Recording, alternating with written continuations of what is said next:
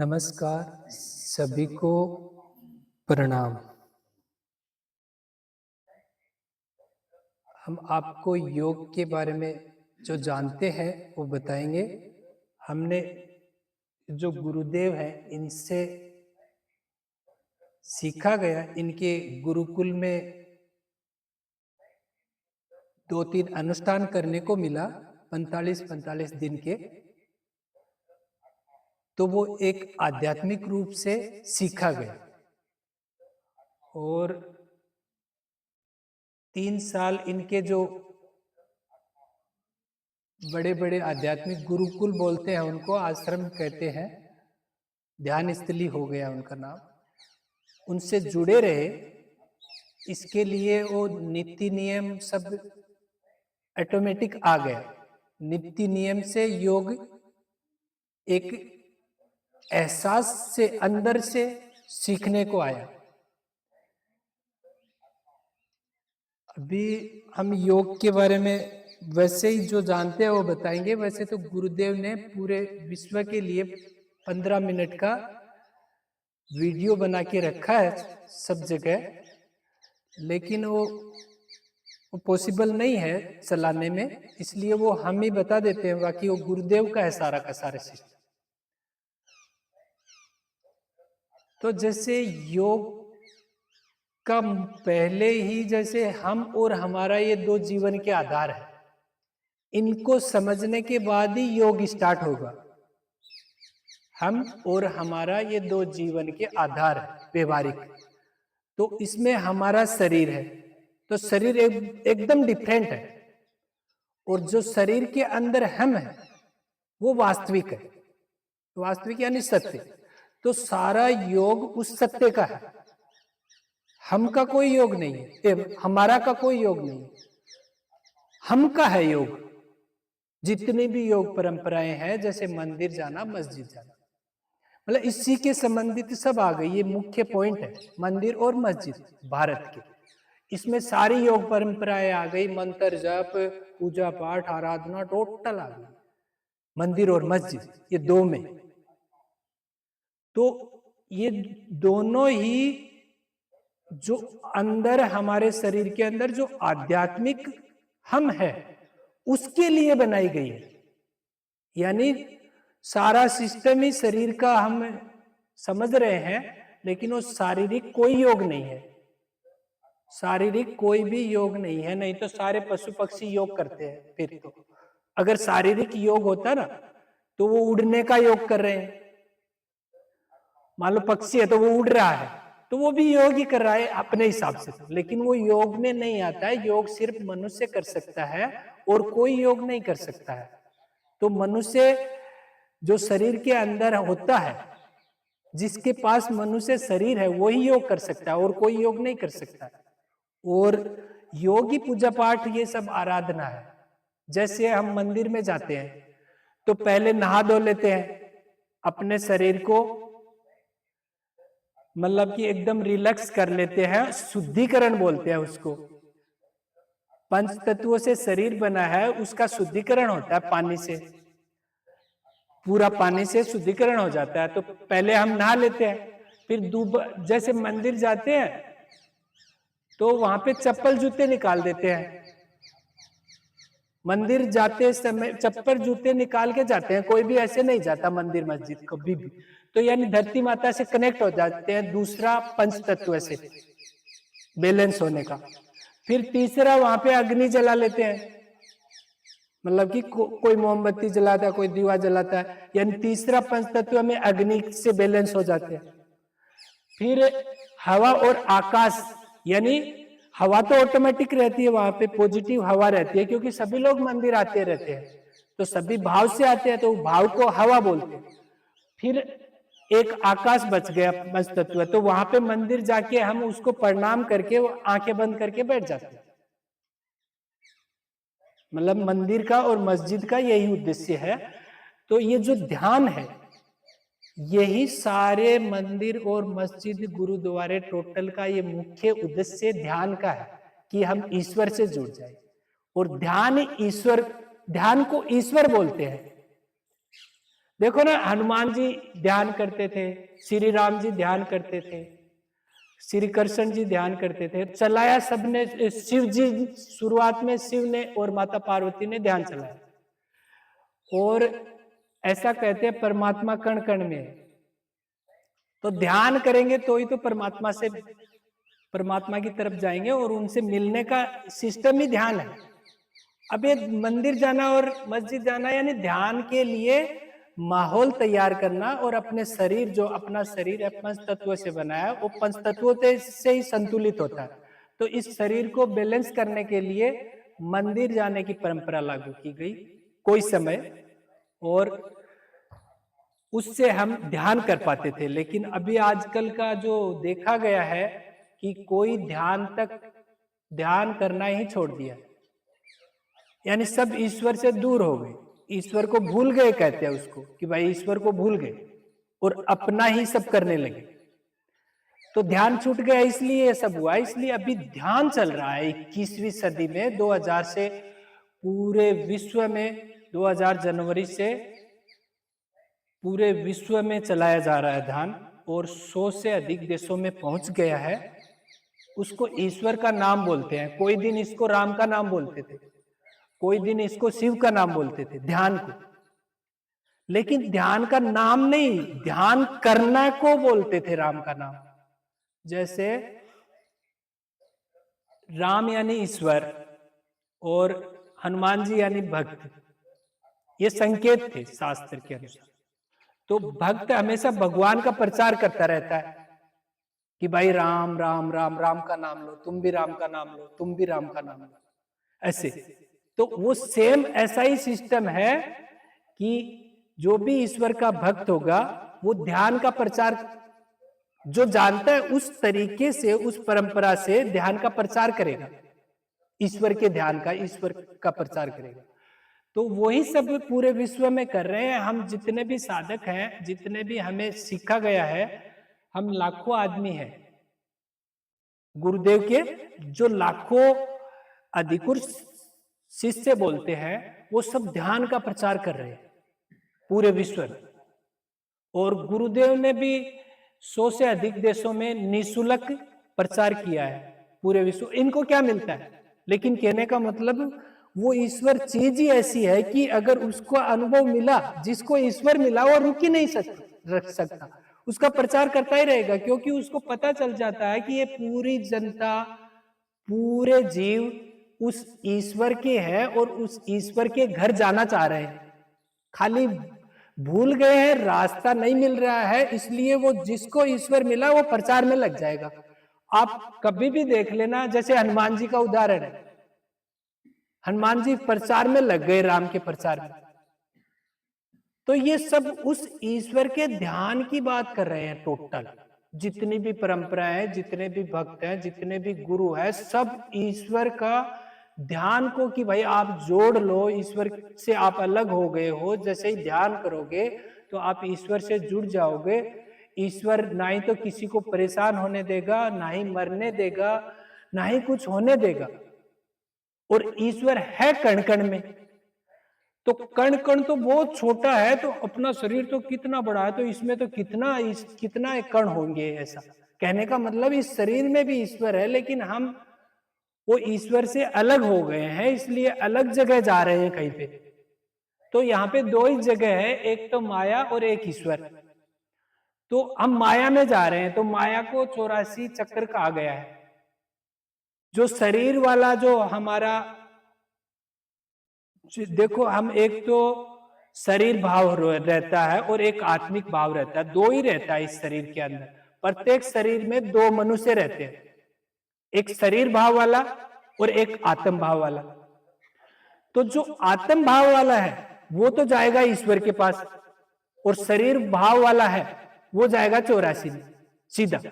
84 का एक चक्कर चल रहा है, उसमें हमें 4 दिन के लिए यह शरीर मिला है एक जगह आके। लेकिन वो शरीर की प्रक्रिया, इसमें हमारा कोई प्रयत्न नहीं है, ये सब ऑटोमेटिक हो रहा है अभी उस चक्कर के अंदर।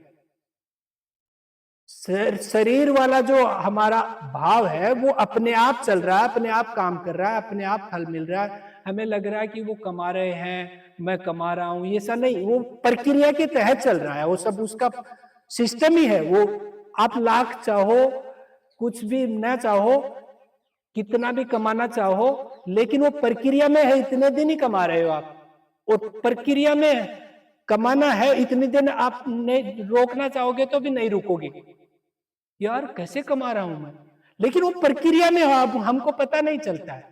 तो जो शरीर भाव वाला सिस्टम है उसकी एक अलग प्रक्रिया है।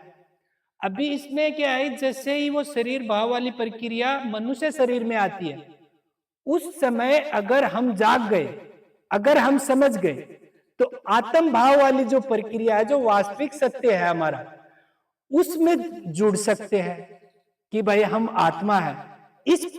इस भाव को वर्धिगत कर सकते हैं। ये इसके लिए पूजा पाठ ध्यान जितना भी मंत्र जप है, ये इसके लिए है कि भाई हम जो हमारा वास्तविक सत्य है मैं, उसमें आ जाएं, क्योंकि अभी हमारे पास मनुष्य शरीर है, इस प्रक्रिया के तहत मनुष्य शरीर है। जैसे ही मनुष्य शरीर छूटा और दूसरी योनि में मिल जाएगा, वो मतलब जिस लाइन में लगा है उस लाइन में ऑटोमेटिक चला जाएगा, उसको करने की कोई जरूरी नहीं है, कोई आएगा नहीं, अपने आप चला जाएगा।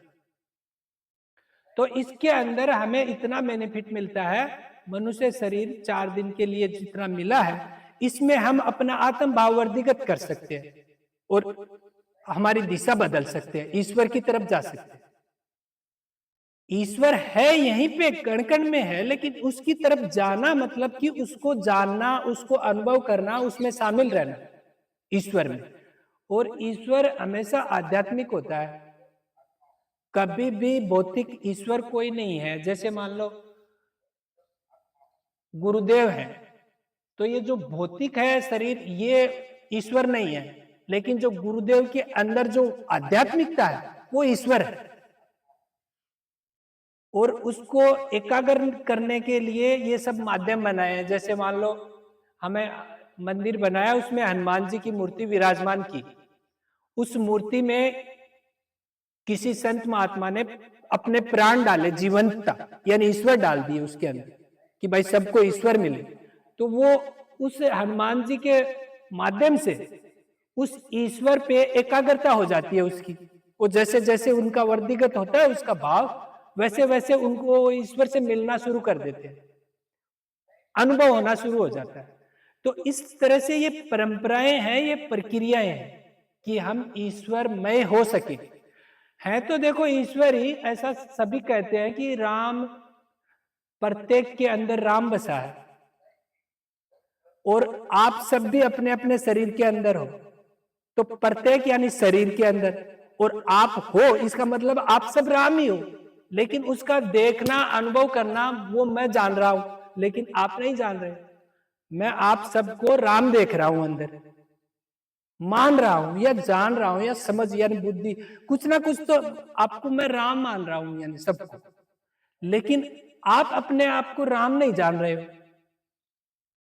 क्योंकि आपका जो दूसरा वाला पलड़ा है माया वाला, वो ही बड़ा है, और जो राम वाला पलड़ा है वो मतलब सुनने का हो लेकिन गायब है, कहने का कार्य वही कर रहा है।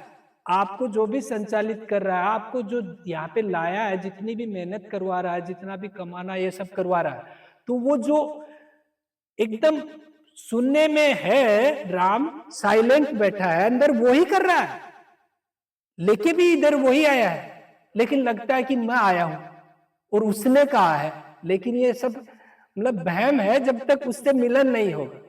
तो उससे मिलन तभी होगा जब हम नियमित नियम ले ईश्वर से जुड़ने का, योग करने का, जो आप जानते हो उसके अनुसार, जो आपको ठीक लगे उनके अनुसार। कोई दीवा बत्ती करता है तो वो दीवा का ही नियम ले, ऐसा कहने का मतलब। लेकिन अभी क्या है कि इससे भी पार नहीं पड़ने वाली थी, अभी तक हुआ नहीं कुछ, किसी को ईश्वर का मिलन या एहसास नहीं हुआ, किसी से कुछ ऐसा नहीं हो रहा था, इसलिए ऊपर की चीज आई है। जैसे पहले टीवी था, उसमें हम देख लेते थे, तो टीवी को हर जगह नहीं ले जा पाते थे, इसलिए अभी क्या विकास करके विज्ञान ने मोबाइल चला दिया कि भाई चल तुम खेत में भी देख लेना। ऐसे ही हम पहले पूजा पाठ से काम चल जाता था, लेकिन आजकल क्या है कि बुद्धि इतना पावरफुल हो गई कि भगवान को कुछ नहीं समझती है, ईश्वर को। तो इसलिए ईश्वर ने भी क्या किया, आध्यात्मिकता का भी एक ऊंचा स्तर लेके आया कि डायरेक्ट ध्यान चला दो, डायरेक्ट ईश्वर में मिला दो उसको, कहने का मतलब। तो ऐसी प्रक्रिया ये 21वीं सदी के ये समय के अनुसार चल रही है पूरे विश्व में। इसलिए विश्व ध्यान योग दिवस आज मना रहे हैं। ध्यान यानी किसका, यानी ईश्वर का। और ईश्वर का ध्यान यानी क्यों करना, यानी उससे मिलना है हमें, हम सबको मिलना है। मिलने के लिए ही हम भाग रहे हैं। जितने भी कार्य किए हैं वो सब मिलने के लिए किए हैं, ईश्वर से मिलने के लिए। जैसे किसी ने कॉलेज बनाया, कोई पढ़ा रहा है, कोई पैसे कमा रहा है, कोई पूजा पाठ कर रहा है, वो सब जाने अनजाने में ईश्वर से मिलने के लिए कर रहा है, क्योंकि ईश्वर हमारा सबका बड़ा घर है। अभी सुना तो सबने है कि यार जाना तो ईश्वर के घर ही है, लेकिन जा कोई नहीं पा रहा है, क्योंकि जाएंगे तो मनुष्य शरीर हमारे पास चाहिए, और जब पास होता है तब ईश्वर की तरफ हमारा ध्यान ही नहीं जाता है, ईश्वर से योग ही नहीं होता है, तो हम कैसे जा सकते हैं। और शरीर छूटने के बाद तो जा नहीं सकते क्योंकि प्रक्रिया में चले जाते हैं। वो जो चक्कर है वो हमारा थोड़ी है, वो तो ईश्वर का है। तो दूसरी अन्य में चले जाते हैं, यानी ईश्वर तो गायब ही रहता है हमेशा ही। तो वो जो मनुष्य शरीर का 4 दिन का चांस है, उसी में हम ईश्वर से मिल सकते हैं, ईश्वर के नजदीक जा सकते हैं, ईश्वर में विलीन हो सकते हैं, ईश्वर के घर में शामिल हो सकते हैं। ये सब मनुष्य शरीर रहते कर सकते हैं। और उसका माध्यम अब आज के समय, जैसे कोई समय मैं एक आत्मा हूं, ऐसे श्री राम के युग में था कि भाई अपने आप को आत्मा मान लो, आप ईश्वर में विलीन हो जाओगे। लेकिन आज इससे काम नहीं चल रहा है। फिर एक युग आया श्री कृष्ण का, उसमें कि भाई बुद्धि से अपने आप को आत्मा जानकर सारे काम करो तो काम हो जाएगा आपका। लेकिन वो युग भी समाप्त हो गया। बुद्ध का पूरी जगह फैला नहीं कि भाई बोध कर लो एकांत में जाके सन्यास लेके, लेकिन वो भी फ्लॉप हो गया कि कोई सन्यास लेना नहीं चाहता। तो इसका मतलब अब पूरा का पूरा पैकेज आया है इसमें कि भाई एक तो राम, अपने आप को राम मानो, यानी मैं एक पवित्र आत्मा हूं, मैं एक शुद्ध आत्मा हूं, ऐसा मानोगे तो ही तो होगा ना। फिर दूसरा जानो, यानी बुद्धि, यानी गणेश श्री कृष्ण वाला सिस्टम भी लेके आओ। और ये ध्यान यानी ईश्वर का, मतलब शिव का। तो तीनों मिक्स करके एक पैकेज बनाया कि भाई जितने लोग ईश्वर से मिल जाएंगे तो दुखी होने से बच जाएंगे। दुखी होने का मतलब है, अगर जीते जी हमारा शरीर, मतलब कि शरीर में रहते अगर हम ईश्वर से नहीं मिले तो दुखी दुखी है सारा सिस्टम, क्योंकि वो प्रक्रिया में चल जाएंगे। फिर हमारे अधीन हमारा शरीर भी नहीं रहेगा, क्योंकि वो भी मनुष्य के अधीन चलता है सारा सिस्टम। जैसे मान लो अभी हम गाय की योनि में चले गए, सबका शरीर छूटते ही, तो अभी गाय के अधीन अपना शरीर में नहीं रह सकता, उसको सुविधाएं नहीं मिलेगी, वो मनुष्य के अधीन चली गई। तो अभी मनुष्य उसको तड़ा मारेगा या खाना खिलाएगा या अच्छा रखेगा, वो उसके अधीन है। तो यानी वो हम आत्मनिर्भर भी नहीं रह पाएंगे अगर मनुष्य शरीर छूट गया तो, क्योंकि दूसरे शरीर में चले जाएंगे। इसलिए शरीर रहते अगर हम नियमित योग करेंगे तो ईश्वर से मिलने के अवसर है हमारे पास। अगर एक बार ईश्वर से मिल लिए तो फिर क्या है कि हमारी कभी भी मृत्यु नहीं होती, क्योंकि ईश्वर की कभी मृत्यु नहीं होती। पहला फायदा क्या होगा कि हमारी मृत्यु नहीं होती, और सारी बीमारी की जड़ ये मृत्यु वाला सिस्टम है। अभी हमें सभी को लग रहा है कि हम मर जाएंगे, तो सारा लफड़ा है, सारी समस्याएं पैदा हुई है। और जब ईश्वर से मिल जाएंगे, मिलते ही पता चलेगा यार हमारी तो मृत्यु ही नहीं होती, तो सारा बोझ हल्का हो जाएगा और वो आदमी सुखी हो जाएगा। उसको, ईश्वर को और सुख को एक ही कहा गया है। हम सुख समझ रहे हैं दूसरा सिस्टम, लेकिन सुख और ईश्वर एक ही चीज है। हम क्या है कि अपने को शरीर समझ रहे हैं ना, इसलिए सुविधाओं को सुख समझ रहे हैं। जैसे मेरे पास इधर अच्छा अच्छा खाना, एसी रहेगा, सब कुछ व्यवस्थित रहेगा, तब मैं सुखी होऊंगा। और जो ईश्वर का भक्त है वो ये देखेगा ये ना रहेगा तब सुखी रहूंगा, क्योंकि वो ईश्वर से डायरेक्टली, नेचर भी बोलते हैं ईश्वर को। तो किसी को तो देखो नेचर से सुख मिलता है और किसी को सुविधाओं से मिलता है। तो हमें ईश्वर से से ही सुखी हो सकते हैं, हम कभी भी कोई भी चीज से नहीं होंगे। तो अभी जो हमारा जो ऐसे जो भी आध्यात्मिक कार्यक्रम है उसमें हमें अपना शरीर वाला जो भी भाव है, जो भी बुद्धि है, जो भी हम जानते हैं उसको छोड़ना पड़ता है।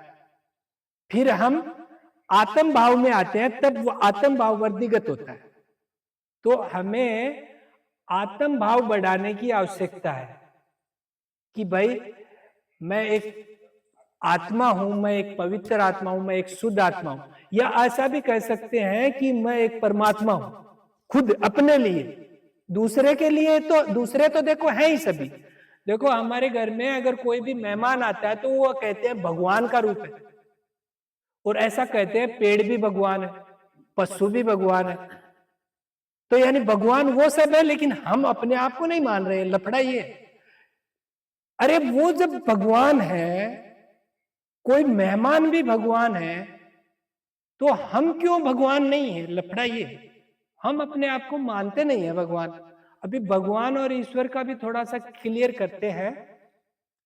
देखो भगवान पंच तत्व को कहा गया है जो भौतिक दिखने में आए, जैसे वह भूमि, गए गगन, वह वायु, ए अग्नि, न नील, भय गए वह ने। यानी कहना को मतलब भी पंच तत्वों का ऊपर ऊपर का एक एक नाम लिया गया है। जैसे ओम प्रकाश जी पूनिया को क्या बोलेंगे हम, मतलब ओ लगा देंगे, ओ शॉर्ट में बोलते हैं ना। जैसे शिरडी साईं बाबा को मतलब कि साक्षात ईश्वर वहां पे मानते थे, तो उन्होंने शॉर्ट नाम निकाला साईं, यानी सा का साक्षात और ई का ईश्वर। वैसे ही जैसे मान लो ये शॉर्ट नेम है भगवान का, पंच तत्वों को भगवान कहते हैं अगर समझ गए होंगे तो। जैसे अग्नि मतलब वह भूमि, गए गगन, अग्नि वह वायु और न नीर, यानी भगवान है। पंच तत्वों का नाम भगवान है। तो पंच तत्वों से हमारा शरीर बना है, तो हमारे शरीर को भगवान कहते हैं। हमारे शरीर को, सभी के शरीर को भगवान कहते हैं। और जो शरीर के अंदर जो हमारा मैं है, वो कुछ भी बन सकता है, उसको आजादी है। उसका वास्तविकता तो है कि वो ईश्वर का अंश, ईश्वर है वास्तविकता, आत्मा है उसको। यानी शरीर के अंदर जो आत्मा है उसको तो परमात्मा कहते हैं, और जो शरीर है उसको भगवान कहते हैं। लेकिन ये और किसे नहीं कहते। जैसे खुद का खुद देखो ना, जैसे मैं समझूंगा तो क्या समझूंगा, मेरा शरीर तो है भगवान और मैं खुद हूं आत्मा परमात्मा। इस तरह से मतलब कि वो ईश्वर की तरफ इस तरह से जाया जाता है, यानी बाहर नहीं जा सकते आप। ईश्वर के जाना मतलब अपने अंदर जाना। ध्यान हमें अपने अंदर लेके जाता है, तो अपने अंदर जाना यानी ईश्वर के पास जाना। जितना ध्यान करेंगे, जितना नीति नियम से चलेंगे, उतना ईश्वर के नजदीक जाएंगे हम। इसलिए ध्यान चलाया गया है। ईश्वर बाहर नहीं मिलता है, क्योंकि बाहर तो भौतिक कार्य करने होते हैं, पर अंदर से प्रेरणा होती है तभी करते हैं। यानी सब काम बाहर करना, भौतिक व्यवस्था संचालन जो भी है बाहर करना, और ईश्वर के पास जो हमारी जो यात्रा चल रही है उसके लिए हमें अंदर जाना। मंदिर मस्जिद माध्यम है, खाली बहाना है, एक परंपरा है, बाकी जाना हमें अपने अंदर है सभी को। तो अभी हम वो 5 मिनट का जो आज ध्यान योग है वो करेंगे। तो इसके लिए एकदम देखो ऐसे आराम से एकदम रिलैक्स बैठ जाए। पहले तो समझना है शरीर को कुछ नहीं करना है, शरीर हिले डुले नहीं। इसके लिए उसको ऐसे बिठाना कि वो हिले डुले ना, आराम से बैठा रहे। और जो शरीर के अंदर हम है सभी का, उसका योग होगा ईश्वर से। तो ईश्वर क्या इतना बड़ा है कि उससे हम योग नहीं कर सकते। इसके लिए उसको समर्पण कर देते हैं कि हे भगवान, मैं मेरे शरीर को बिठा दिया और मैं कुछ नहीं करता। तो फिर वो क्या, वो खुद जुड़ जाते हैं, क्योंकि वो तो कण कण में, तो वो अपने आप जुड़ जाते हैं। और अगर हम ताकत दिखाएंगे, कुछ भी प्रक्रिया करेंगे, तो वो कहता है कि यार तू कर ले फिर चल। तो फिर वो कभी नहीं मिलता, कभी नहीं जुड़ता, कभी कुछ कोई प्रयास करने से ईश्वर कभी भी आज तक किसी को नहीं मिला है। सभी को सरेंडर करने से, समर्पण करने से, उसके श्री चरणों में बोलते हैं, यानी उसके उसके समर्पित हो जाना, अपने आप को उसको दे देना, तब जाके वो मिलते हैं। और जब वो मिलते हैं तो सारे आशीर्वाद दे देते हैं। भाई इस बच्चे को क्या क्या चाहिए वो सब दे देंगे। उनको बताने की भी जरूरत नहीं है, क्योंकि हम अपना खुद का संचालन नहीं कर सकते। ईश्वर को बताने की क्या जरूरत है। ईश्वर हमारे नीचे जो कीड़ी बैठी है उसका भी सही सही संचालन कर रहे हैं कि इसको अभी क्या आवश्यकता है। इसके लिए मैं एक अनुभूति बताता हूं आपको कि ऐसे योग का प्रचार करने के लिए मैं गुजरात में एक मंदिर का कार्य करते हैं, मुकुंदगढ़ के हैं मनीराम जी, उनके घर चला गया 9-1 बजे से कि भाई उनको आकर्षित करेंगे जुड़ने के लिए, ईश्वर से जुड़ने के लिए। वो मंदिर बना के गए थे हमारी सोसाइटी में।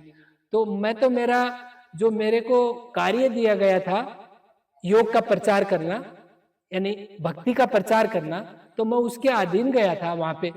तो उनके घर गया, वो अकेले ही थे, आराम से बातें करते रहा और अच्छा मतलब कि समझा। ऐसे करके 12 बज गए और एकदम जोर की धूप थी, एकदम जोर की, इतनी ज्यादा धूप, जेठ का महीना होगा शायद। तो मैं सोचा घर से जैसे निकला तो मैंने सोचा इतनी धूप हो गई। अब मेरे को पता नहीं था, उस समय मैं दोपहर में घूमता नहीं था। तो उसके बाद वो जैसे ही मैं ऐसा सोचा कि इतनी धूप में मैं बाइक पे, गर्मी लगेगी, तो ईश्वर ने क्या किया कि भाई मेरा कार्य करने गया था तो एक अदर से एसी का कवच आ गया। ये कितना के कि 10-15 फुट का गोल राउंड में एकदम एसी उसमें, और मैं बाइक पे मार्केट में से जा रहा हूं एकदम एसी में। यानी जब तक मैं घर पहुंच गया तब तक मेरे को वो धूप का एक भी कण नहीं लगा, कोई भी इफेक्ट नहीं हुआ। पूरा एसी कवच साथ में चला कि भाई तू मेरा कार्य करने गया था। तो यानी ईश्वर क्या है कि वो सब कुछ कर सकते हैं। अभी देखो बाइक पे और मार्केट में इतनी गर्मी, इतनी गाड़ियां चल रही है, उसमें कवच चल रहा है साथ में, यानी मेरे को कुछ नहीं हो रहा है, यानी गर्मी नहीं लग रही है बिल्कुल भी, और किसी को समझ में भी नहीं आएगा, किसी को दिखेगा नहीं। तो कहने का मतलब ऐसा ईश्वर का इतना है कि हम उससे योग नहीं कर सकते, वो हमसे करते हैं। उसको समर्पण कहा गया। देखो योग में दो है, एक तो समर्पण और एक, जैसे मंदिर और मस्जिद है ना, वैसे ही एक तो है समर्पण योग, एक है हठ योग। हठ योग का मतलब है कि भाई मैं ऐसा नियम पालूंगा, मैं कुछ भी परेशानी मोल लूंगा तब मैं ईश्वर को प्राप्त कर लूंगा, हठ योग बोलते हैं उसको।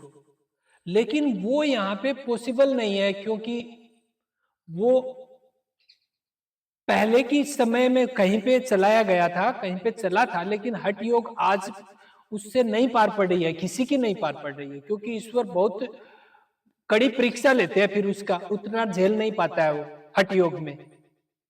इसलिए ये अभी समर्पण योग है, इसमें कुछ नहीं करना है, कुछ भी नहीं करना, हमारा योग हो जाएगा। जैसे ही कुछ नहीं करेंगे तो हम ईश्वर के अंश हैं, ईश्वर में मिल जाएंगे अपने आप।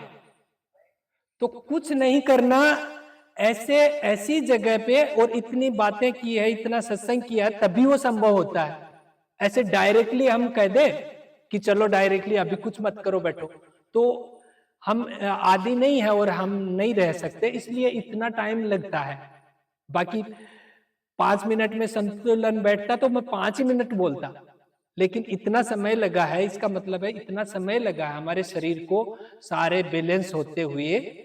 तो अभी हम वो योग करेंगे, इसके लिए सभी आराम से रिलैक्स बैठ जाएं और समझना है शरीर से, और हम भी अपने आप को शरीर ही मानते हैं, इसलिए हमें कुछ नहीं करना है, शरीर से भी नहीं, किसी से भी नहीं, बुद्धि से भी नहीं, कुछ नहीं करना है। और जैसे देखना है, एक बार इधर सभी देखें, इधर ऐसे एक यहाँ पे हमारा सहस्त्रार चक्कर होता है, उसके लिए मैं आपको थोड़ा सा दिखाना है मेरे को। वहां पे ईश्वर मिलेंगे, दिख रहा है ये, देख रहे हैं सभी? अभी देखो यहाँ पे हम एक सुप्त अवस्था में रहते हैं, जो हमारा वास्तविक जो मैं है, जो ईश्वर का अंश है, ईश्वर का अंश वो यहां पे रहता है, यहां पे सुप्त अवस्था में रहता है, और उसको हमें बड़ा करना रहता है। उसका शुद्धिकरण यानी उसको भाव बोलते हैं, उसको हमें बड़ा करना रहता है। जैसे ही वो बड़ा होता है, धीरे धीरे धीरे धीरे धीरे धीरे यहां पे आ जाता है। फिर यहां पे उसको ईश्वर मिल जाते हैं। यहाँ पे ढक्कन होता है हमारे, जो इसको शरीर को घर बोलते हैं, घर का मुख्य द्वार यहाँ पे होता है। तो यहां से ही हम ईश्वर से मिलते हैं और कहीं से नहीं मिलते, क्योंकि यहाँ पे जो द्वार बनाया है। और आपको थोड़ा सा अंदाजा भी है कि जैसे कोई व्यक्ति शरीर छोड़ता है, उस समय पहले ऐसा था कि जब शरीर छोड़ने लगे तब उसको जोर से यहां से चोट मारना थी और द्वार खुल जाएगा कि वो इधर से निकल जाएगा, ईश्वर में मिल जाएगा, ऐसी प्रक्रिया थी। लेकिन अभी क्या है कि वो खाली खोखली रह गई है। अभी क्या, वो आदमी निकल जाता है बेचारा, दूसरे चक्रों से निकल जाता है, 84 में चले जाने के बाद उसको मारने के अभी भी संकेत है। आपको वो नहीं बोलना है, संकेत है अभी भी, मैं सब बताऊंगा। देखो संकेत है यहाँ पे मारने का कि वो ईश्वर में मिल जाए, लेकिन ईश्वर में वो पहले से ही बेचारा वो 84 में चला जाता है, फिर कैसे मिलेगा? इसलिए वो शरीर ऐसे पहले अंदाजा लगा लेते थे सब ज्ञानी महात्मा लोग थे, महान थे हमारे पूर्वज, तो अंदाजा लगा लेते थे ये आदमी जाने वाला है। जैसे गुरुदेव अगर यहाँ पे हो ना, तो पता चल जाता है कि ये इसका 10 दिन में डेथ होने वाला है, क्योंकि वो आभा मंडल से पता लगा लेते थे पहले। ऐसा उन हमारे जो बुजुर्ग हैं, पूर्वज हैं, वो ऐसे महात्मा होते थे कि उनको पता लग जाता था कि ये जाने वाला है भाई, ऐसे। तो उनको पता लग जाता था, थोड़ा एहसास हो जाता था कि ये अभी शरीर छोड़ने वाला है, इसका हो गया समय। तो उसको शरीर छोड़ते समय यहाँ पे चोट दी जाती थी। किसी ज्ञानी महात्मा ने बता दिया, परंपरा जोड़ दी कि भाई शरीर छोड़ने लगे उस समय अगर आपको पता लग जाए तो यहाँ पे जोर से चोट मारना उसको, तो ये द्वार खुल जाएगा। अच्छा, द्वार कैसे खुलता है? जैसे ही हम यहाँ पे जोर चोट मार लगाते हैं तो हमारा जो एक अंदर एक चित्त होता है, उसको अटेंशन बोलते हैं। जैसे मैंने यहाँ पे कुछ किया तो मेरा अटेंशन यहाँ चला जाता है, समझ रहे हो बात को? ऐसे ही यहाँ पे अगर चोट मारी तो मेरा सारा का सारा अटेंशन, ध्यान सारा यहाँ पे चला जाएगा। कहने का मतलब मैं यहाँ पे आ गया और मैं, मेरा शरीर पूरा होने वाला ही है, छोड़ने वाला ही, ऐसा जिस जो मारता है उसको पता रहता था, तो वो यहाँ पे मार देता था। तो उसका सारा का सारा ध्यान, उसकी आंखें बंद होने लगती ना, तब वो यहाँ पे मारता, तो सारा का ध्यान यहाँ पे आ जाता, तो वो यहाँ पे आ जाता। यहाँ पे आके अगर वो निकलता शरीर में से तो ईश्वर में विलीन हो जाता। मोबाइल तो साइलेंट ही रखना है, अभी 5 मिनट का वो ध्यान करेंगे। तो ये सब शुद्धिकरण होता है इससे, ध्यान से। योग से हमें पोषण मिलता है, शरीर को पोषण मिलता है, वो सब आप जानते हो, शरीर वाला मैटर अलग है, और ये जो आत्म भाव वाला मैटर है आध्यात्मिक, वो अलग है। इसको शरीर ध्यान से, योग से, मंत्र जप से वो ही पोषण मिलता है। तो उसको पोषण मिलेगा, उसको वर्धिगत करेंगे हम, वो बड़ा होगा हमारा। अभी गुरुजी थोड़ा सा मोबाइल ने साइड में रख दो गुरुजी, 5 ही मिनट करांगा, वो स्कूल में करावे।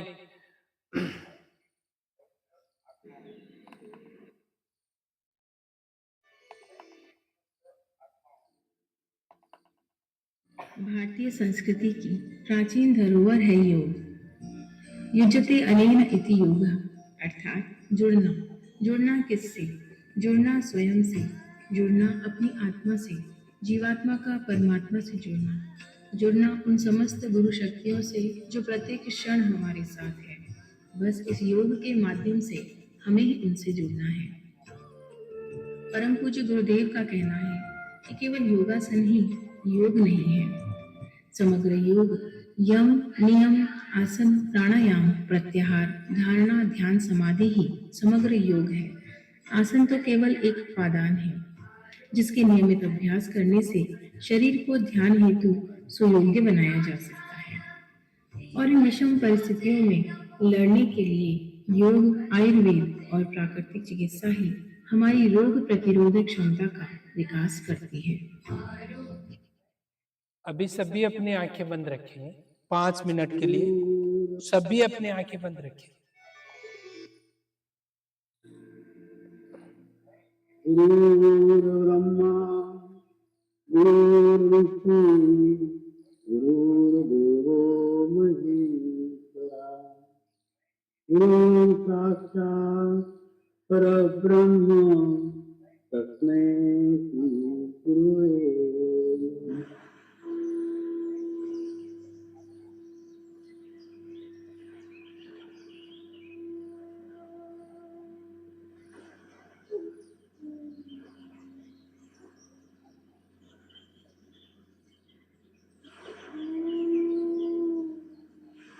सर ध्यान की शुरुआत करेंगे।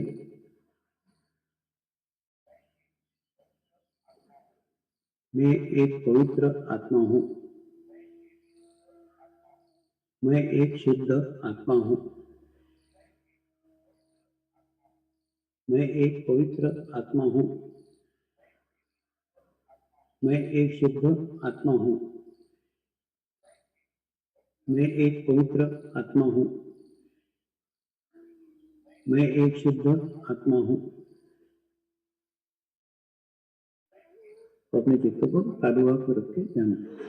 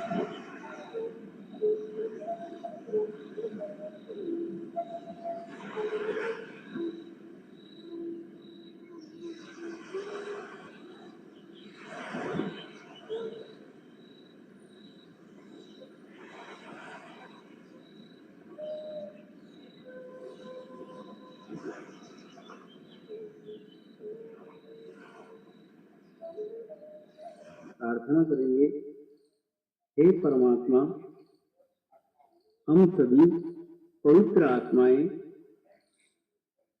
आपको हृदय से प्रार्थना करते हैं कि सारे विश्व में शांति हो, सारे विश्व के आत्माओं की आध्यात्मिक उन्नति हो एवं सर्वांगीण उन्नति हो।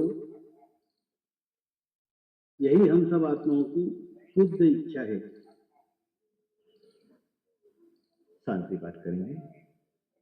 ओम द्यो शांति अंतरिक्षं शांति पृथ्वी शांति रापः शांति रौषधय शांति वनस्पतयः शांति विश्वे देवाः शांति ब्रह्म शांति सर्वगं शांति शांतिरेव शांति क्षमा शांतिरेधि।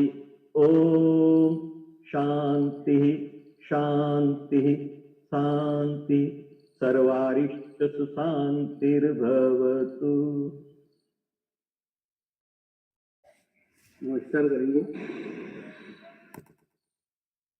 नमस्कार सभी को।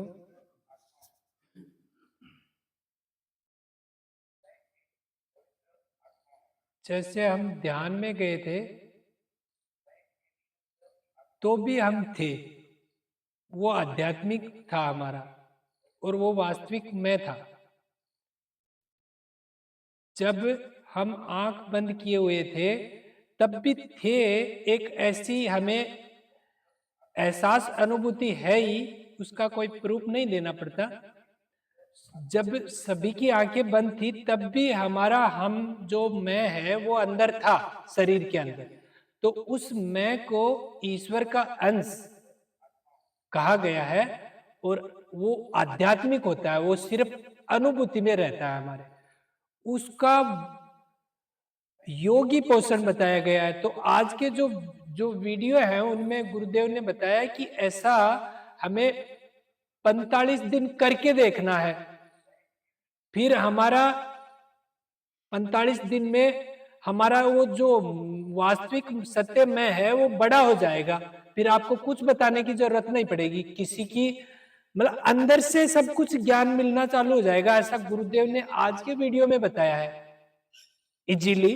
तो वो वैसे चलाना पड़ता है मोबाइल से ऑनलाइन, इसलिए मैं उसकी बात वो वैसे ही बता रहा हूँ कि भाई ऐसा बताया गुरुदेव ने कि 45 दिन ये अगर नीति नियम से करेंगे, हम अपनी स्वेच्छा से, स्वेच्छा को श्रद्धा कहा गया है, किसी के कहने से नहीं, अगर अपनी स्वेच्छा से 45 दिन नीति नियम के अनुसार करेंगे तो हमें पिंडेशो ब्रह्मांडे वाली बात रहेगी। यानी पूरे ब्रह्मांड का ज्ञान हमारे अंदर से ही हमें जो चाहिएगा वो प्रेरणा देता रहेगा कि अभी हमें यहाँ जाना चाहिए, ये कार्य करना चाहिए, ये ऐसा 45 दिन का गुरुदेव कहते हैं कि 45 दिन में शुरू हो जाता है बताना उसको। यानी आपकी आत्मा आपको प्रैक्टिकल बताने लगेगी, आपको ये करना चाहिए, ये करना चाहिए। इसलिए इस योग से क्या होता है कि हमें क्या करना चाहिए और क्या नहीं करना चाहिए ऐसा पता लगता है। और जो हम जुड़े हैं 20-30 सालों से लोग जुड़े हैं, वो खाली यही पता लगाने के लिए जुड़े हैं, क्योंकि परमात्मा है, आत्मा है, परमात्मा है, सभी जानते हैं, लेकिन उससे पता तो कभी लगा ही नहीं कि ये काम करना चाहिए कि नहीं करना चाहिए। इसलिए वो उसका ज्ञान होता है हमें कि प्रत्येक समय कि अभी क्या करना चाहिए, अभी वहां जाना चाहिए कि नहीं जाना चाहिए, उसको मतलब ये सारा ज्ञान अंदर से होगा हमें। तो और ये जो आप आए हो, ये वास्तव में जो आपका जो आध्यात्मिक मैं है, जो आपकी आत्मा है, उसको महात्मा कहा गया है। वो लेके आया आपको, बहाना कुछ भी बना हो, चाहे मैंने कहा हो, मैंने मैसेज किया हो, लेकिन किसी के कहने से कोई नहीं गया आज तक। मेरा बच्चा भी मेरे कहने से नहीं स्वीकार करता। उसका जो आत्मिक स्तर है वो क्या कहता है उसके अनुसार वो काम करता है। दिखता ऐसा है कि भाई मैंने कि कहा और ये मान लिया, ऐसा कुछ नहीं होता है। मतलब आध्यात्मिकता में जैसे काका आए हैं तो हमें फोन करते या ना करते तो भी इस समय आने वाले ही थे, इनकी आत्मा ला रही थी इनको। लेकिन लगता यह है कि काका को लगता है कि भाई मैं आया हूं, और ऐसा भी लगता है कि मैंने कहा है, लेकिन ऐसा कुछ नहीं होता। ये सब हमारा जो आध्यात्मिक आत्मा परमात्मा वाला होता है अंदर, वो सारे कार्य करता है। तो ऐसी जगह वो जब कार्य करने लग जाता है तब समझते हैं कि भाई आत्मा जागृति के लिए तैयार है, मतलब जागृत होना चाहती है, वो भी परमात्मा के पास जाना चाहती है, मतलब आत्मीय स्तर बढ़ाना चाहती है।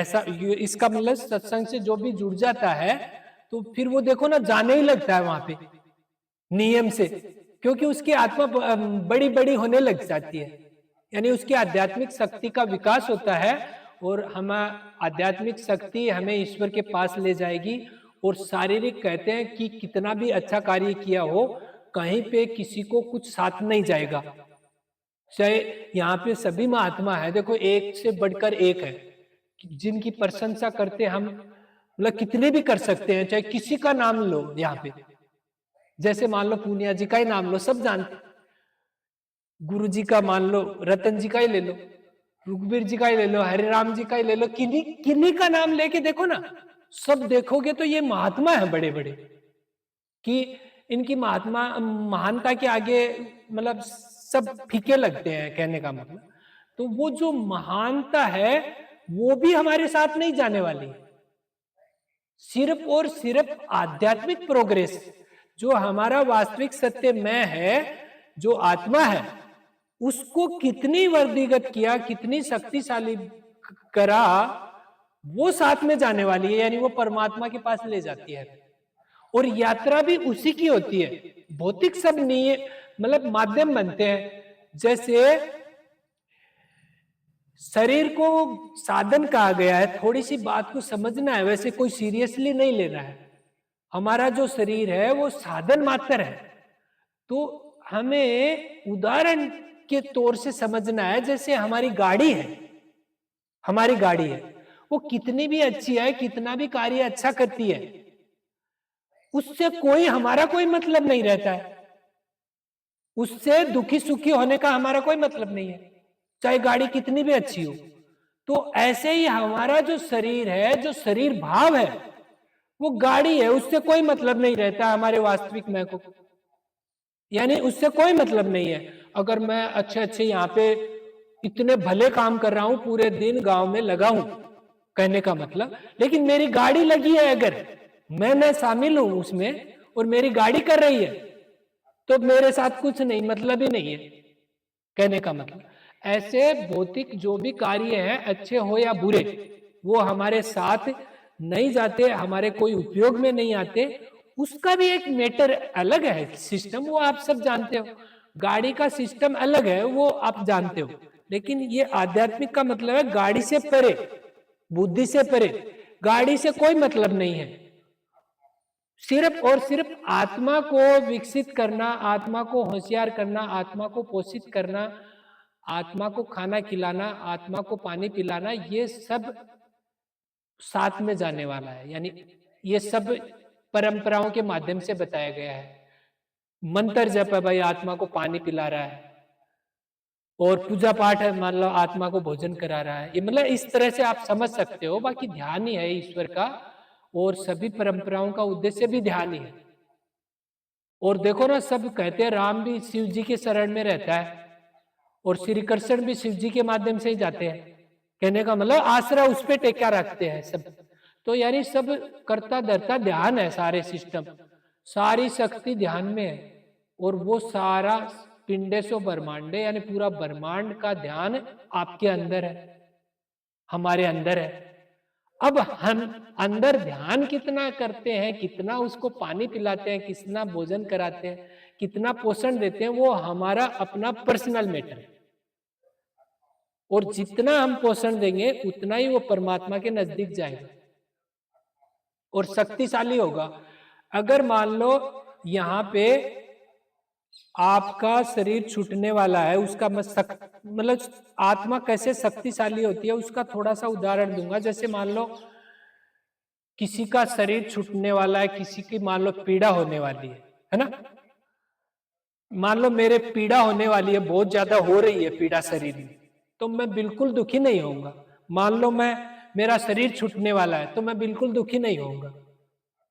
इससे आप समझ सकते हो कि उसको मैंने पोषण दिया है आत्मा को, या मेरे को परमात्मा से पोषण मिला है भक्ति का, यानी भक्ति हुई है उसके साथ। भक्ति का मतलब है जुड़ाव, ध्यान में जुड़ा हुआ है मेरा। भक्ति का मतलब है भगवान से जुड़ा हुआ। तो अभी मेरा शरीर छूटे तो भी मेरे को कोई तकलीफ नहीं होगी, लेकिन आप अपनी कल्पना करके देखो, इतना ज्ञान हो जाएगा आप जितना सोच ही नहीं पाओगे। और अगर मान लो पैर में या किसी में पीड़ा हो गई या कट गया तो भी मेरे को कोई असर नहीं होगा। जुड़ेगा कि नहीं जुड़ेगा वो मैं प्रक्रिया करता रहूंगा, लेकिन मेरे को वास्तविक कोई दिक्कत नहीं होगी, कोई तकलीफ नहीं होगी, कुछ नहीं होगा कहने का मतलब। लेकिन अगर आप सोचो, अगर आपका पैर टूट गया या कट गया तो सोचो आपको कितना ज्ञान चलेगा, वो रुकेगा ही नहीं। ज्ञान इतने चलेंगे रुकेगा ही नहीं, क्योंकि आपकी आत्मा परमात्मा से मिली हुई बहुत कम समय रही, इसलिए उसको शक्ति नहीं है, उसके पास पोषण नहीं मिला उसको। ध्यान ही पोषण है, प्रत्येक आत्मा का ध्यान ही पोषण है। और हम सभी आत्मा हैं, ये हम सभी जाने अनजाने में जानते हैं। कैसे कि हमारा शरीर है और हम शरीर के अंदर हैं, इतना सब जानते हैं। तो जो शरीर के अंदर है वो दिखता नहीं है, आध्यात्मिक रूप है हमारा शरीर के अंदर जो है वो, और हमारा शरीर है, इसलिए हम तो कभी शरीर होंगे ही नहीं। जैसे मान लो ये मेरी गाड़ी है तो ये मैं तो नहीं हूंगा कभी भी, कभी मैं नहीं हुई। मेरी है जो मेरी चीज है वो मैं नहीं हूं, इसलिए मेरा शरीर है, सभी जानते हैं अपना शरीर है सबका।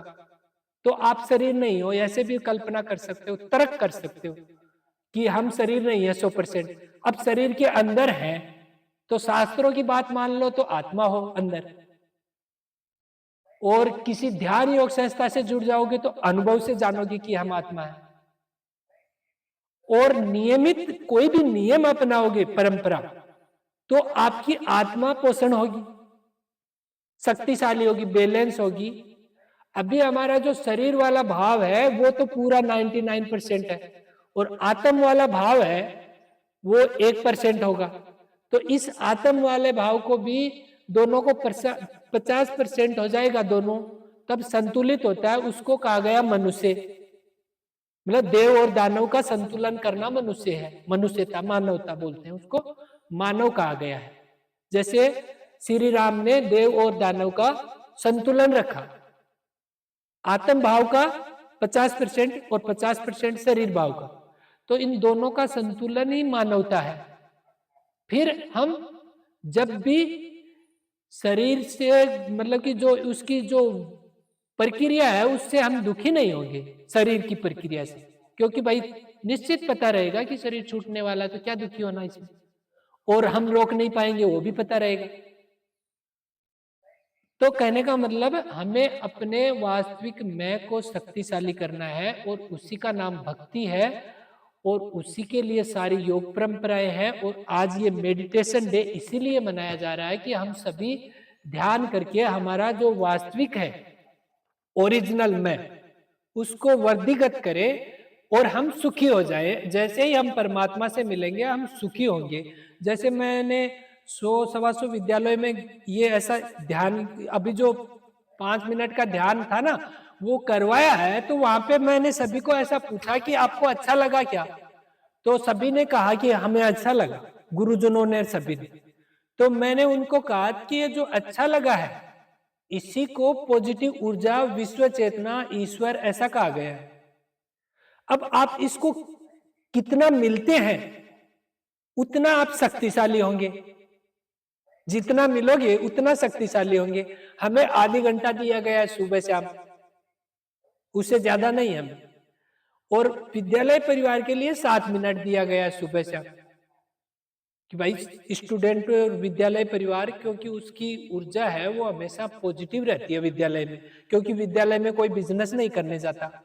तो सारे की सब जितने भी गुरुजन हैं, जितने भी विद्यार्थी हैं, उनकी ऊर्जा ऊर्ध्वगामी बोलते हैं उसको, ऊपर की तरफ जाती रहती है, आत्मिक विकास होता रहता है उनका।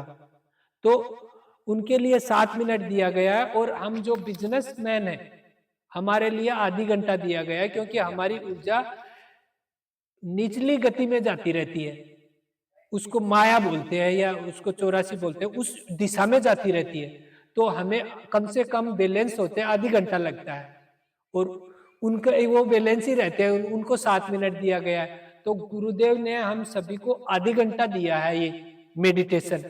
और इसका मतलब कि ऐसे हम नहीं कर सकते, अगर नियम लेते हैं तो ही कर पाते हैं, क्योंकि संकल्प से ही होता है। जैसे मैंने यहाँ आने के बाद संकल्प लिया ऐसा कि मैं 12 साल के लिए सिर्फ और सिर्फ जो मुझे ये सेवा का कार्य दिया गया है यही मैं करूंगा और कुछ नहीं करूंगा। तो वो संकल्प के कारण मैं कर पा रहा हूं, नहीं तो मेरे दूसरे दिन मन ही नहीं करेगा, कौन जाएगा सर्दी में वहां पे स्कूल में।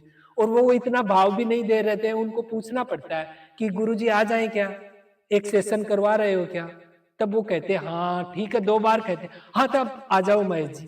कहने का मतलब वो हमें कोई तेल भी नहीं लगाते, हम ही उनको तेल लगाते हैं और फिर भी जाते हैं, और मिलता कुछ नहीं है। कहने का मतलब ये सब संकल्प के कारण हुआ है कि भाई ईश्वरीय कार्य है, भारत की सेवा है, इसलिए वो संकल्प लिया तब कर पा रहे हैं। नहीं तो बहुत सारे साधक है बेचारे, वो आते ही घर में भूल जाते हैं रामलीला में। अरे कौन जाएगा यार वहां पे, 500 रुपया तो खर्च होगा और वो उसका ताना सुनना पड़ेगा। इससे अच्छा है ना खेत में जाते हैं, लाइन लगाते हैं, नहीं तो काम पे जाते हैं, नहीं तो बूढ़ा जाते हैं, झुंझुनू जाते हैं, ऐसा हो जाता है उसका मन। तो इसके लिए संकल्प जरूरी होता है। तो मैंने तो मेरा संकल्प कर लिया, अभी मेरा तो बेड़ा पार, अभी मेरे को कुछ करना नहीं है, सब काम ईश्वर करेगा, क्योंकि मैं उसका कार्य का माध्यम बन गया। ईश्वर हम किसी को भी मान सकते हैं, मैं गुरुदेव को मानता हूं। देखो ईश्वर मानने की चीज है, ईश्वर विश्व चेतना है, हमारे शरीर के सभी के अंदर होती है। अब हम किसी भी शरीर को मान सकते हैं, उसको माध्यम बोलते हैं, उसमें एकाग्रता हो जाती है। चाहे भक्त को माने, चाहे गुरु को माने, चाहे माता पिता को माने, नहीं किसी को एक को मानने से एकाग्रता हो जाती है।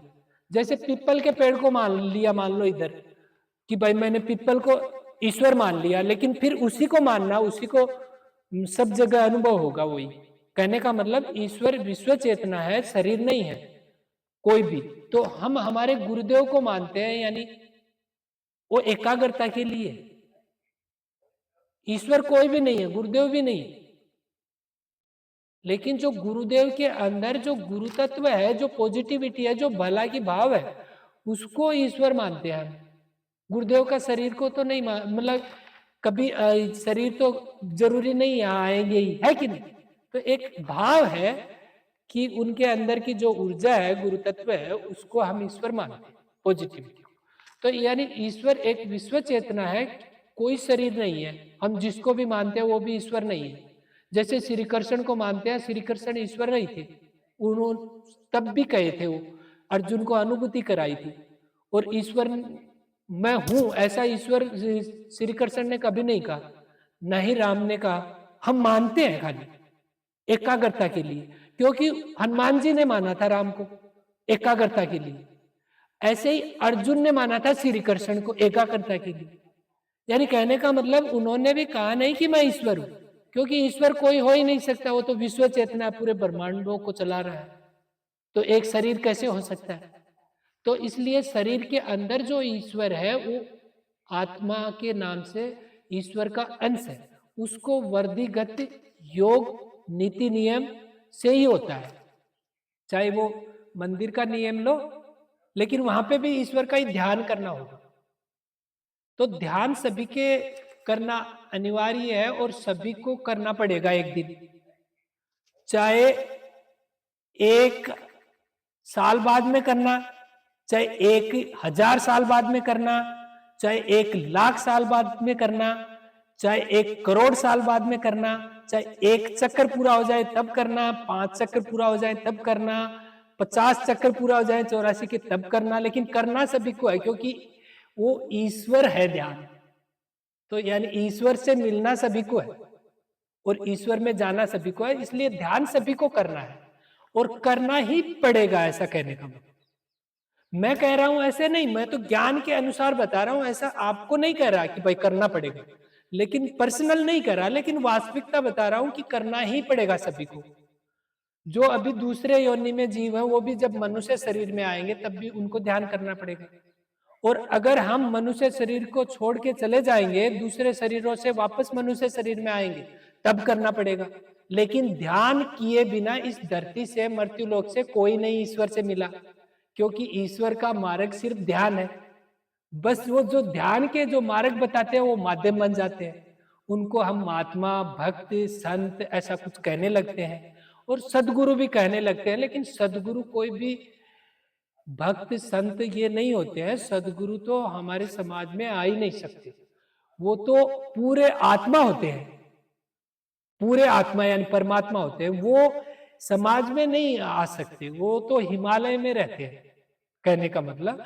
तो ये जो समाज में आते हैं उनको हम जो ध्यान का मार्ग बताते हैं उनको भक्त संत महात्मा कह सकते हैं। जैसे श्री राम शर्मा जी हैं, उन्होंने आज से पहले जो प्रक्रिया थी ध्यान की वो बताई थी कि भाई गायत्री मंत्र बोलो, तो अभी वो मैंने 7 चक्कर दिखाए थे ना, वो 7 चक्कर का शुद्धिकरण हो जाएगा, आपकी ऊर्जा यहाँ आने लग जाएगी। ओम भूर्भुवः स्वः तत्सवितुर्वरेण्यम, यानी वो जो गायत्री मंत्र चलाया था उस समय वो सही था, लेकिन आज उसके जो गुरु तत्व, जो जीवंतता थी, उस चीज को जो जीवंत गुरु तत्व था वो नहीं है, इसलिए अभी वो काम नहीं करेगी, वो ऊर्जा नहीं दे पाएगी, हमें शुद्धिकरण नहीं कर पाएगी, अनुभव में नहीं आ पाएगी। क्यों? क्योंकि उनका गुरु तत्व का जो माध्यम था वो तो नहीं है। जैसे श्री राम शर्मा जी का जो ऊर्जा है वो तो है, लेकिन वो तो नहीं है, जिनको हम श्री राम शर्मा जी मानते थे वो तो नहीं है, 100% नहीं है। और उनकी जो ऊर्जा है, जो उनका आध्यात्मिक मैं है वो है, लेकिन उसको जानते नहीं है। तो कहने का मतलब ये जो जितने भी है ये सब माध्यम होते हैं। तो हमारे जो अंदर है वो ईश्वर है, लेकिन वो सिर्फ अनुभव से ही हम स्वीकार करते हैं, कभी भी किसी की भाषा से नहीं स्वीकार करते। और ये 5 बजे 4 बजे से 6 बजे तक विश्व ध्यान दिवस उत्सव मनाया जा रहा है। इसमें पूरा योग का परिचय आएगा, सभी चैनलों पे आएगा और 72 देशों से लाइव रहेगा, मतलब 72 देश जुड़े रहेंगे। तो लगभग अपन मान लो 15-20 लोग ध्यान किए हैं, ऐसे शाम को 4 से 6 लगभग 2-4 अरब लोग ध्यान करते रहेंगे। तो उनका जो पॉजिटिव सामूहिकता है, सामूहिक शक्ति, वो हमें मिलती है, यानी उनके साथ, सबके साथ हम एक हो जाते हैं। तो अगर कोई भी लाभ लेना चाहे तो जरूर ले। ये YouTube के गुरु तत्व चैनल पे आएगा और सभी चैनलों पे आएगा, और मतलब कि संयुक्त राष्ट्र संघ के द्वारा, यही संस्था के द्वारा लागू हुआ है विश्व ध्यान दिवस जो आज मना रहे हैं। पिछली साल लागू किया गया था और आज ये दूसरा साल मना रहे हैं। तो ये इसी संस्था के कारण मना रहे हैं। इस संस्था ने 100 देशों में निःशुल्क प्रचार किया है, ध्यान सेंटर खोले हैं वहां पे। अभी गुजरात में हजारों की संख्या में सेंटर है, हजारों की संख्या में। जैसे हम जिस शहर में रहते थे उसमें थे 11 ध्यान सेंटर, और सुबह शाम चलते थे आधी घंटे। और ये यहाँ पे हमारे आसपास में ये सेंटर 1 महीने से आधे घंटे का बन रहा है। कहने का मतलब जब 1-2 साल में बन जाएगा, 1 महीने से आधे घंटे यहाँ पे आएंगे, ध्यान करेंगे। ये पहला सेंटर बन रहा है हमारे आसपास में, और बाकी पूरे विश्व में ध्यान के सेंटर है। पहले मंदिर को सेंटर बोलते थे, अभी मंदिर में ध्यान नहीं करते हैं लोग, खाली बातें करने जाते हैं, कुछ भी बोलने जाते हैं, इसलिए जो बोलता है उसको भगवान से कुछ मतलब नहीं है, ऐसा कहते हैं।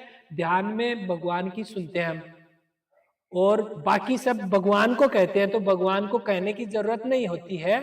इसलिए मंदिर वाला सिस्टम थोड़ा अभी लगभग है ना, डामाडोल हो गया है, क्योंकि वहां पे किसी को ईश्वर का अनुभव नहीं हो सकता है, क्योंकि वहां पे सब बोलने जाते हैं, भगवान को कहने जाते हैं कि मेरा ये काम कर देना, कोई जाने हमारा बच्चा हो भगवान। कहने का मतलब उसको ऐसे समझ सकते हैं, वो बच्चा थोड़ी है भगवान, हम उसके बच्चे हैं, उसको क्या कहने की जरूरत है।